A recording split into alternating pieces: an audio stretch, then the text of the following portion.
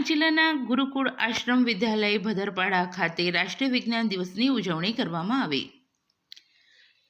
ડાંગ જિલ્લાના ગુરુકુળ આશ્રમ વિદ્યાલય ભદરપાડા ખાતે રાષ્ટ્રીય વિજ્ઞાન દિવસની ઉલ્લાસભેર ઉજવણી કરવામાં આવી હતી। રાષ્ટ્રીય વિજ્ઞાન દિવસ શા માટે ઉજવવામાં આવે છે તેની માહિતી શાળાના બાળકોને આપી વિજ્ઞાન અને માનવ જીવન પ્રકૃતિ સાથેનો સંબંધ, વિજ્ઞાન એટલે અંધવિશ્વાસથી પરની વિચારસરણી બાળકોને સમજાવી હતી। રાષ્ટ્રીય વિજ્ઞાન દિવસની ઉજવણીના કાર્યક્રમનું ઉદ્ઘાટન શાળા સંકુલના શિક્ષણવિદ શ્રી કિશોરભાઈ જે પટેલના હસ્તે કરવામાં આવ્યું હતું।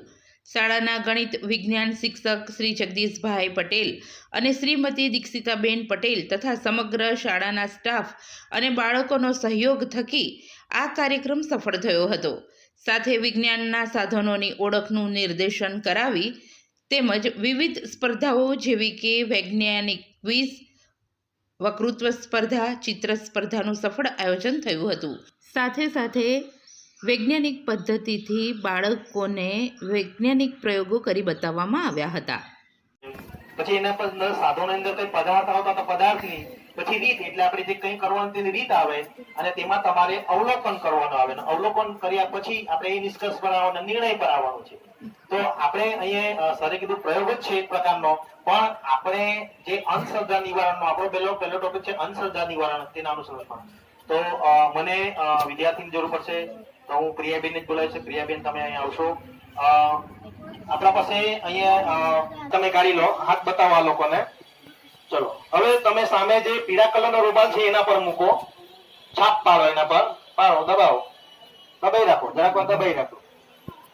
બીજા પર બે પણ કરી લો, બંધ કરી દો।